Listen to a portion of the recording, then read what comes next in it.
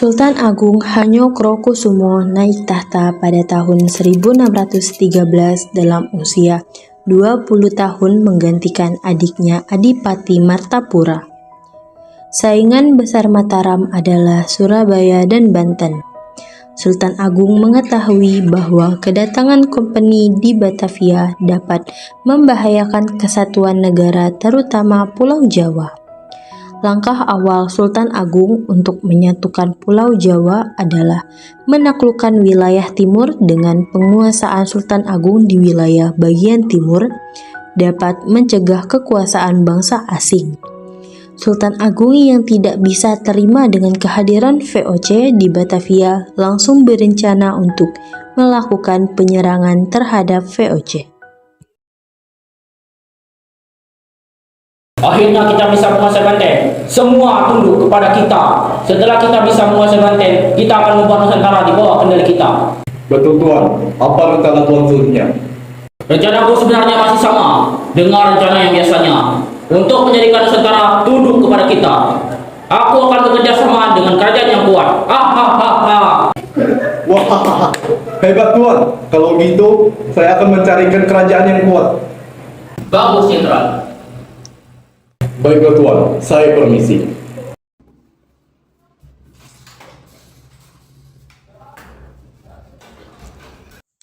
Jenderal tersebut segera mencari kerajaan yang tangguh dan kuat. Setelah merasa menemukan kerajaan yang tangguh dan kuat, jenderal tersebut melaporkan kepada tuannya dan kemudian kembali ke kerajaan tersebut untuk menemui sultan dari kerajaan tersebut.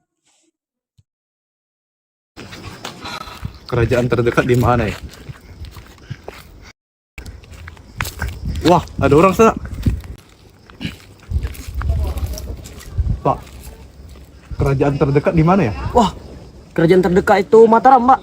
Mari saya antar, Pak. Iya, boleh Pak. Ini, Pak, kerajaan Mataram yang saya bicarakan. Oh. Ada perlu apa Tuan kesini? Nah, jadi gini. Tuan ini sedang mencari kerajaan terdekat. Nah, saya tunjukkanlah kerajaan Mataram ini. Baik, silahkan masuk. Silahkan, Tuan. Dan kita kembali ke sisi Mataram.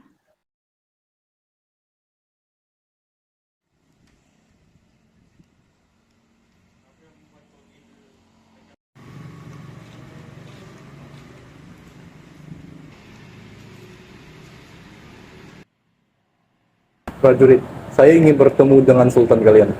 Ada urusan apa Tuan ingin bertemu dengan jenderal? Tuanku ingin bekerja sama. Baiklah, sebentar. Baiklah. Salam Sultan, ada utusan VOC yang datang kemari untuk menemui Sultan. Untuk apa orang-orang licik itu datang ke sini? Suruh dia masuk. Baiklah Sultan.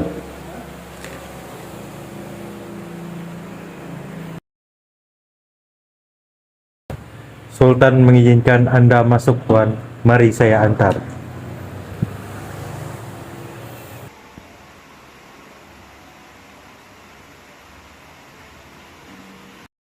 Saya adalah utusan dari Jebekun. Tuanku ingin mengajak bekerja sama. Bekerja sama seperti apa yang kau maksud? Apa kau ingin Pulau Jawa ini tunduk di bawah Tuan licik itu? Kenapa kau berpikir seperti itu? Kita akan bekerja sama dan memerintah bersama. Memerintah seperti apa yang kau maksud? Kita akan memerintah wilayah dan hasil bumi. Jika itu yang kau inginkan, pergilah dan janganlah kau kembali ke tanah Mataram ini. Apa maksudmu? Lihatlah apa yang aku akan kulakukan kepada kerajaanmu yang lemah ini. Silakan saja, aku tidak akan tunduk kepada Tuanmu yang licik itu. Jenderal itu pun segera pergi meninggalkan Mataram dengan wajah yang penuh dengan kekesalan. Ia segera menuju ke Batavia dan mengatakan yang telah ia alami di Mataram kepada Jan Pieterszoon Coen. Setelah mendengar penjelasan dari jenderalnya itu, Jan Pieterszoon Coen pun marah dan menyimpan dendam kepada Mataram.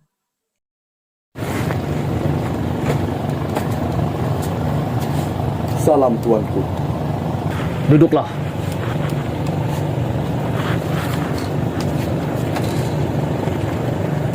cepat segera katakan apa yang telah kamu dapatkan dari kerajaan Mataram itu. Dan kapan kita akan segera menguasainya. Maaf tuanku, Mataram telah menolak kerjasama dengan kita. Mereka telah mengetahui siasat kita. Sombong sekali Mataram itu. Akan kupastikan dia akan kukuasai. Pada tahun 1624, Sultan Agung memerintahkan Surenggono dengan membawa 1.000 prajurit beserta keluarganya dan membentuk lumbung logistik dengan melalui Banyumas. Salam Tuan. VOC telah menghalangi kapal-kapal Mataram yang akan menuju Selat Malaka. Apa? Kurang ajar. Segera siapkan rencana untuk melakukan perjalanan. Baiklah Tuan, tapi jarak antara Mataram dan Batavia sangatlah jauh. Kita harus mempersediakan banyak stok makanan, senjata, dan juga tenaga agar kita bisa melawan. Kita akan membangun lumbung beras di Karawang yang letaknya sangat strategis untuk melawan VOC. Prajurit, segera siapkan 1.000 pasukan beserta keluarganya untuk pergi ke sana. Baiklah Sultan, akan saya laksanakan. Silakan.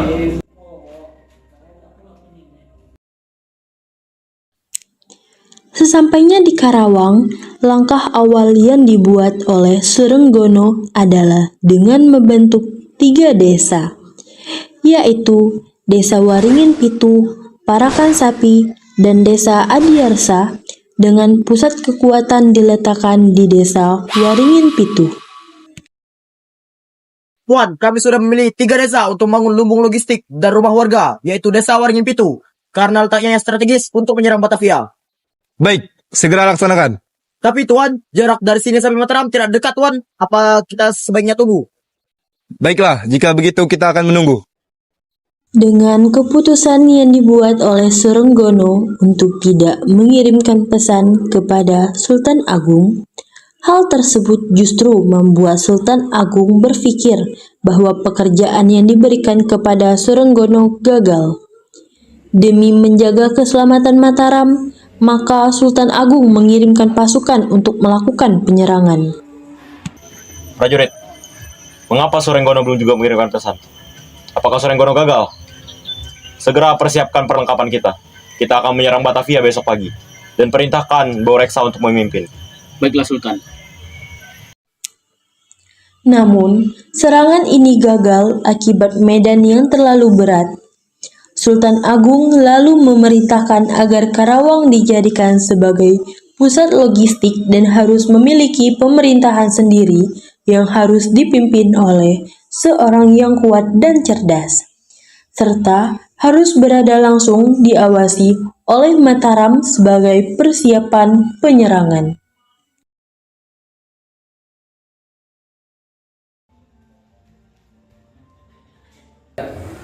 Sultan, bagaimana ini Sultan? Penyerangan terhadap VOC telah gagal Sultan. Jika kita ingin menang dengan cara seperti ini, sangat tidak mungkin Sultan.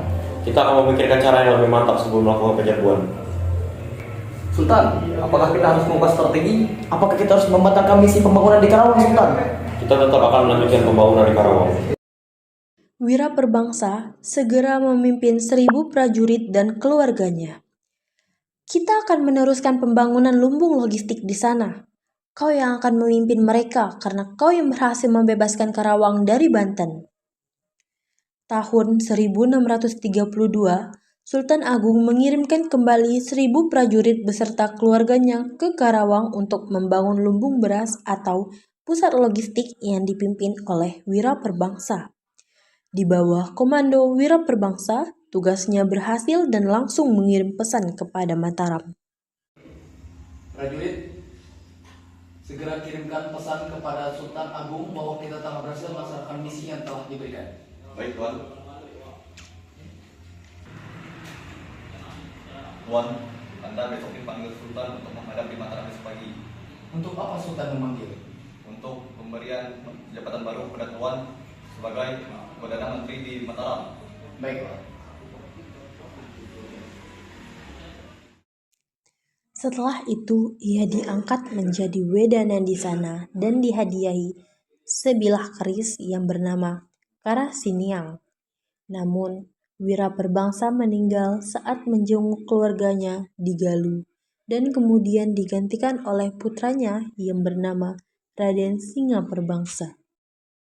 Perlawanan kedua tahun 1629, Sultan Agung mempersiapkan untuk menyerang VOC. Saat Sultan Agung mempersiapkan peperangan, rencana itu diketahui oleh VOC yang dipimpin oleh Jan Pieterszoon Coen. Tuan, Mataram sedang mengadakan persiapan penyerangan. Biarkan saja. Tapi Tuan, penyerangan tersebut ditujukan kepada kita. Apa? Kurang ajar. Mereka telah meningkatkan pasukan dan membuat lumbung beras di Karawang, Tuan. Apa yang harus kita lakukan? Segera hancurkan lumbung beras itu dan rumah warga juga. Dan siapkan alat perang untuk perang melawan Mataram. Baik, Tuan.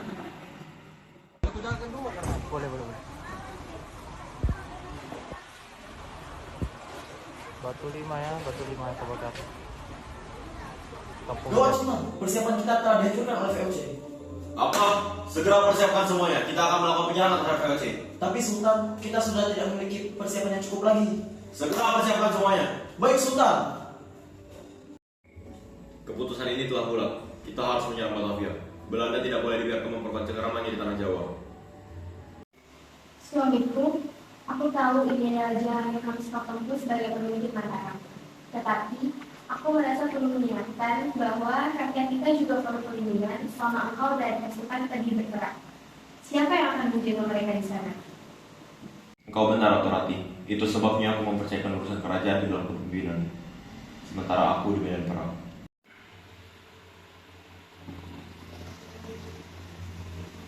Tuanku, pasukan sudah siap. Mereka hanya menunggu perintahnya. Dan medan perang kali ini sepertinya akan berat karena hujan akan memperlambat gerak pasukan kita. Musim hujan bisa menjadi pedang bermata dua. Panglima, manfaatkan kondisi alam sebagai sekutu. Ratu Rati, kau bijak seperti biasanya. Alam memang bagian dari senjata kita. Tetapi jangan anggap remeh kekuatan Belanda. Mereka sangat terlatih dan berbahaya. Aku tidak meremehkan mereka, tetapi kau harus ingat Belanda tidak mengerti sepenuhnya tentang alam kita. Rakyat Jawa hidup berdampingan dengan alam. Itulah kekuatan kita. Itulah sebabnya aku memerlukanmu di sini. Untuk memimpin para wanita, mengurus perbekalan, dan menjaga stabilitas dalam negeri. Dukungan rakyat adalah kunci dari kemenangan kita. Ayah, izinkan aku membantu ibu di sini. Jika ibu membutuhkan di sana, biarkan aku memimpin para wanita muda untuk menyiapkan perbekalan dan mengurus mereka yang terlibat saat perang berlangsung. Putri Lestari, aku bangga kepadamu. Tetapi ini bukanlah tugas yang mudah. Wanita-wanita di Mataram memiliki kekuatan yang besar, tetapi mereka membutuhkan pemimpin yang tegas sepertimu. Aku siap ayah, aku akan memastikan semua pasukan akan mendapatkan apa yang mereka butuhkan, dan yang terluka akan mendapatkan perawatan. Dengan bantuan para wanita istana dan rakyat, kita memiliki kesempatan lebih untuk bertahan. Tapi tetap saja, ini akan menjadi pertempuran yang panjang. Perang ini bukan hanya soal senjata, tetapi soal keyakinan. Keyakinan bahwa kita tidak akan membiarkan tanah kita jatuh ke tangan penjajah. Persiapkan semuanya. Kita akan berangkat ke Batavia saat hujan mulai turun. Kami akan berdoa untuk keselamatanmu dan semua prajurit Mataram. Kau tidak akan bertempur sendirian suamiku. Doa rakyat akan menyertaimu. Terima kasih Ratu Rati. Dengan dukunganmu dan Putri Lestari, aku yakin kita akan menang. Mataram lalu melakukan penyerangan terhadap VOC dan menuju ke Batavia. Tetapi penyerangan tersebut gagal. Serang!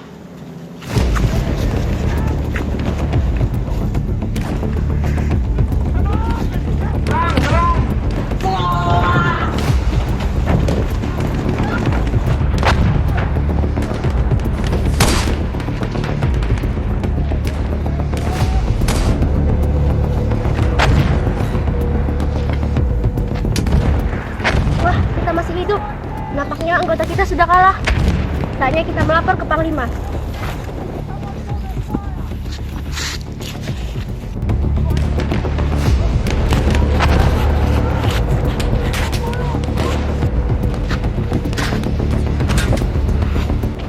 Tuan, pasukan kita sudah kalah. Tidak, kita belum kalah. Tapi Tuan, banyak prajurit kita yang tewas dalam perang yang melelahkan ini.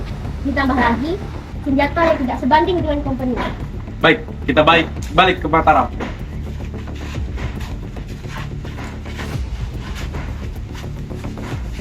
Sultan Agung bersikeras untuk menghancurkan VOC dan bahkan ia melakukan kerjasama dengan Portugis. Namun, hubungan tersebut putus saat menyadari bahwa Portugis pada 1625 telah lemah. Setelah kalahnya di Batavia, banyak daerah-daerah Mataram yang melakukan pemberontakan ingin cepat merdeka. Aku ingin bertemu dengan Amangkurat.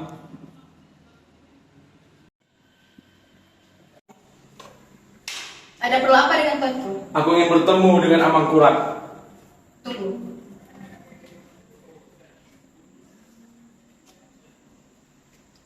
Silahkan masuk. Kenapa kau tadi? Apakah ada yang ingin kau bicarakan? Siapa mereka? Apa urusan mereka? Mereka adalah orang yang akan membantu kita memperbesar Mataram, dan mereka juga akan membantu kita mengambil hasil bumi. Apa maksudmu? Apa mereka salah satu dari company? Ya, kau benar sekali, Taranajaya. Apa kau sudah gila? Apa maksudmu, Taranajaya? Apa kau tahu Amangkurat betapa liciknya mereka? Tahu mereka lebih baik daripada dirimu. Mereka lah yang akan membantu kita. Apa? Bagaimana kau ini? Kau malah melakukan kerja sama dengan VOC. Aku tidak akan membiarkanmu menginjakkan kaki di tanah Mataram. Justru aku yang tidak akan membiarkanmu dan para company licik ini untuk menginjakkan kaki di Mataram. Biarkan saja. Awas kau, Taranajaya. Akhirnya, terjadilah pemberontakan yang dilakukan Trunajaya terhadap Mataram karena tidak setuju dengan keputusan Amangkurat dan bahkan rakyat pun kurang puas dengan pemerintahan Amangkurat I. Setelah Amangkurat I wafat, pemerintahannya digantikan oleh Amangkurat II. Pada saat pemerintahannya itu, justru terjadi banyak kekalahan. Bahkan, VOC berhasil menguasai setengah dari wilayah Mataram. Setelah Amangkurat II, maka berdasarkan Perjanjian Giyanti 13 Februari 1755, yaitu Mataram dibagi menjadi Kesultanan Yogyakarta oleh Mangkubumi yang bergelar Hamengkubuwono I dan daerah Kesultanan Surakarta oleh Susunan Pakubuwana III.